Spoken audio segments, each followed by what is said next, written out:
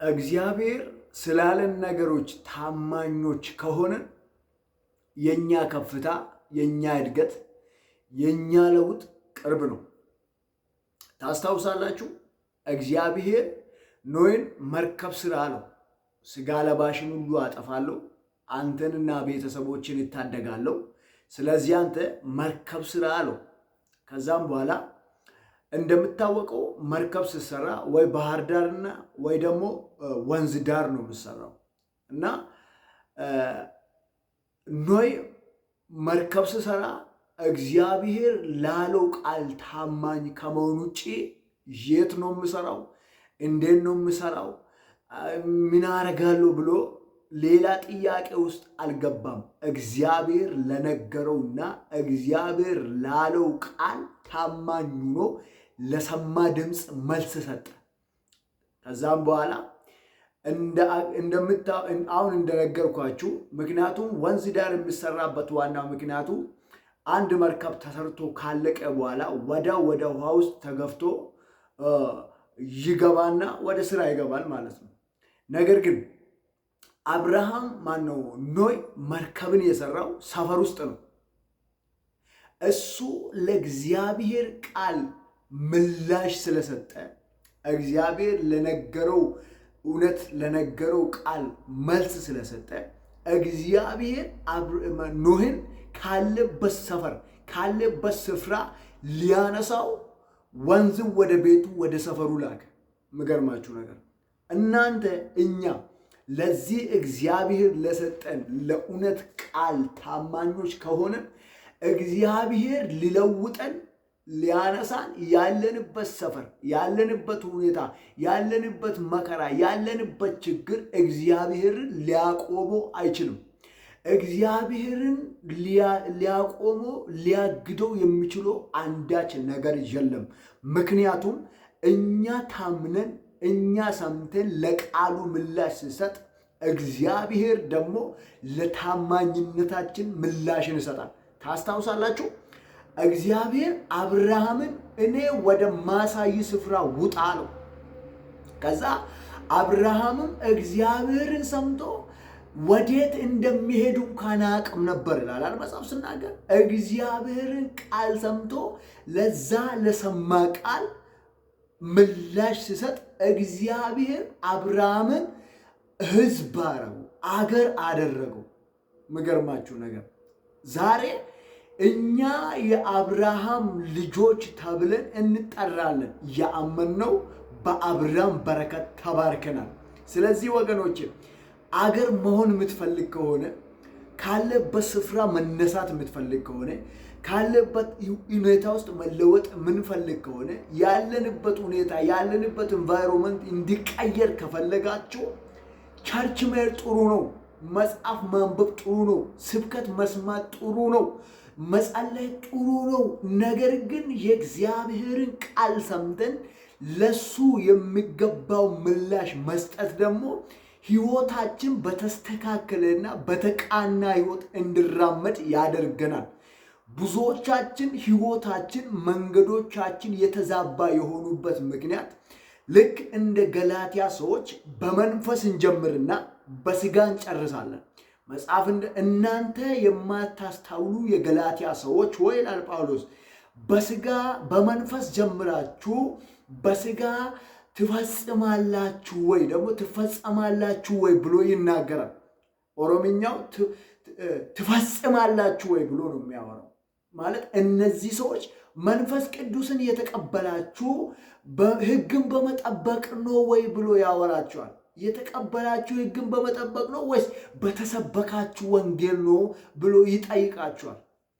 ወገኖች እስቲ የጎዳናዎቻችን መንገዶቻችን እንየና ውጤቱ የምን ይመስላል? የሰማነው ወንጌል ነው ወይስ ለወንጌል የሰጠነው ምላሽ ነው? ብዙውን ጊዜ እኔ የምናገረው አንድ ቃል አለኝ። ይሄ ወንጌል እንደዚህ አያድንም። የሚያድነው ለዚህ ወንጌል የምንሰጠው ምላሽ ነው። ማለት ወንጌል ያድናል ብለን ስንል አዎ ያድናል ብሎ ምላሽ ለሰጡ ሰው ነው ህይወት የሚሰጠው እንጂ ወንጌል ያድናል ለምለው ቃል ምላሽ ለማይሰጡ ወንጌል ሕይወት ሊሰጥ አይችልም። ለዛ ነው ምላችሁ እና እኛ አሁን ያለንበት ሕይወት አሁን የምንኖርበት እየኖርንበትና እያለፍንበት ያለነው መንገድ ተጠያቂው የሰማነው ወንጌል ነው ወይስ አፈጻጸማችን ወይስ ለሰማን ቃል የምንመልሳቸው መልሶች ናቸው? አያችሁ፣ እግዚአብሔር ኖይን ሊያነሳው ወደ ሰፈሩ መጣ፣ ወደ እሱ ወዳለበት መጣ። በምንም አይነት ሁኔታ ውስጥ ሆናችሁ እግዚአብሔር ለምላችሁ ቃል እግዚአብሔር ለሚያሰማችሁ ድምፅ መልስ የምትሰጡ ከሆነ እግዚአብሔር ምን የትኛውም የእናንተ ሁኔታ ሊገድበው ሊያቆሙ አለመማራችሁ፣ ብቸኛ መሆናችሁ፣ ኃጢአተኝነታችሁ፣ በደላችሁ እግዚአብሔርን ሊያቆሙ አይችልም። እግዚአብሔርን ሊያቆመው የምችለው ምን እንደሆነ ታውቃላችሁ?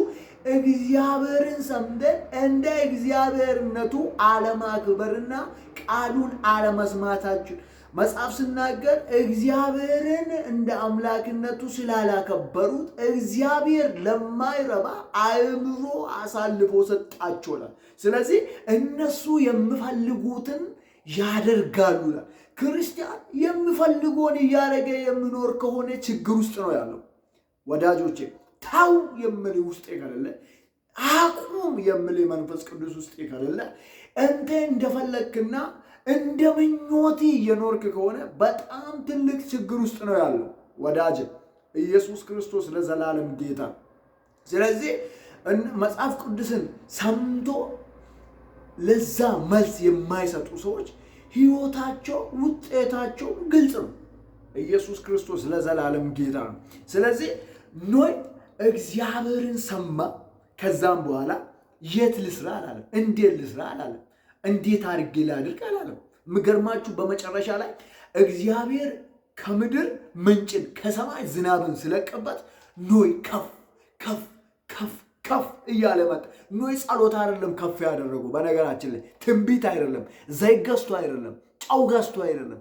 ኖይን ከፍ ያደረገው እግዚአብሔር ለነገረው ቃል፣ እግዚአብሔር ላሰማው ድምፅ ትክክለኛ ምላሽ ሲሰጥ እግዚአብሔር ያ የሰማው ቃል ደግሞ ኖይን ከፍ ከፍ ከፍ ከፍ ማድረግ ጀመረ።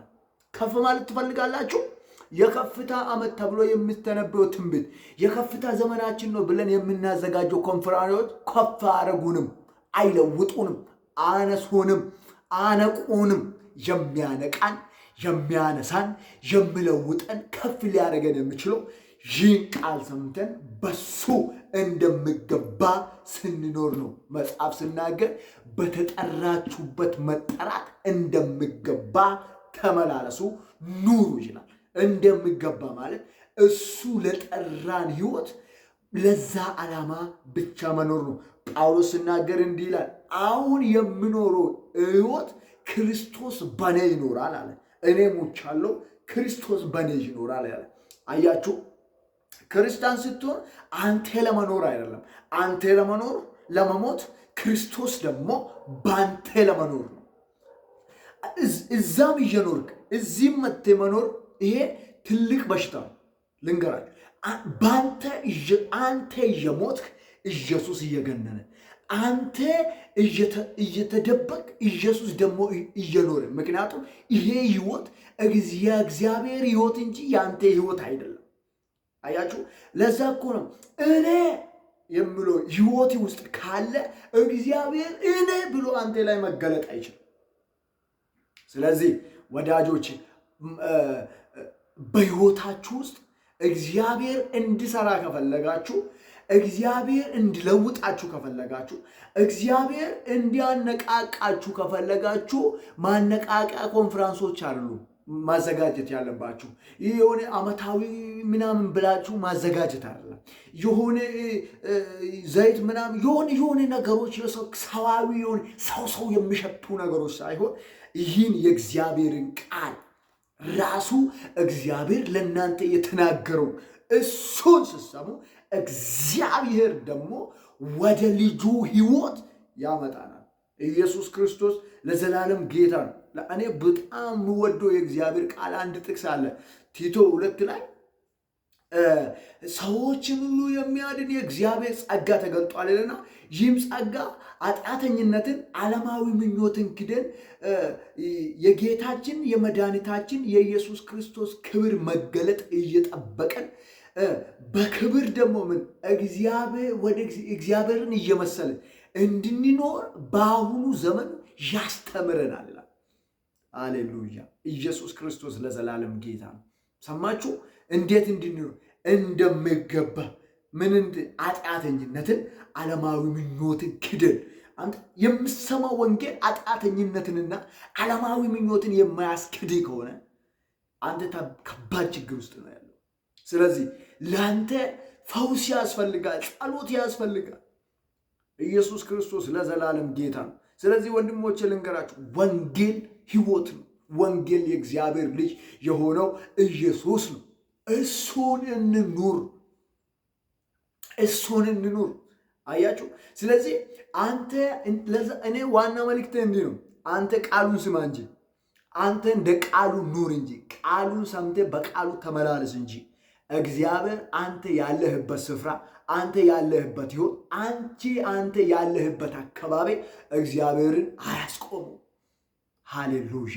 እግዚአብሔርን ፈጽሞ ሊያስቆመው አይችልም።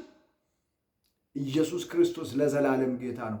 ነገሮቻችሁ የተያዘባችሁ የእናንተ የሆነው ነገር በጌታ በኢየሱስ ክርስቶስን ቃሉን ከመስማት የተነሳ በጌታ በኢየሱስ ክርስቶስ ስም ሕይወታችሁ ይለወጥ። ቃሉ ከሰሚዎች ጋር ምን ስላልሆነ ስላልተዋሃደ አልጠቀማቸውም እላለሁ። ከማን ጋር? ከሰሚዎቹ ጋር ስላልተዋሃደ አልጠቀማቸውም። እንድጠቅማችሁ ፈልጋላችሁ የእግዚአብሔር ቃል እሱን ስሙት፣ እንዳላችሁ እሱ እንዳላችሁ አድርጉ።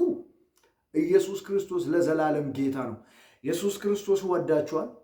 የጌታ የኢየሱስ ክርስቶስ መምጫ ቅርብ ነው። አሜን። እሱ ማራናታ። እናንተ ሕይወት የሌላችሁ ኢየሱስን የሌላችሁ ደግሞ የዘላለም ሕይወት ያለው በኢየሱስ ነው። እረፍት ያለው፣ ሰላም ያለው፣ ስኬት ያለው በኢየሱስ ነው። ያለ ጌታችን ያለ ኢየሱስ ክርስቶስ ያለ መድኃኒታችን ሕይወት የለም። ኢየሱስ ክርስቶስ ይወዳችኋል። እኔ ወንድማችሁ ወንጌላዊ ታምራት ነኝ። እወዳችኋለሁ። ሰላምና ጸጋ ይብዛላችሁ። ሃሌሉያ።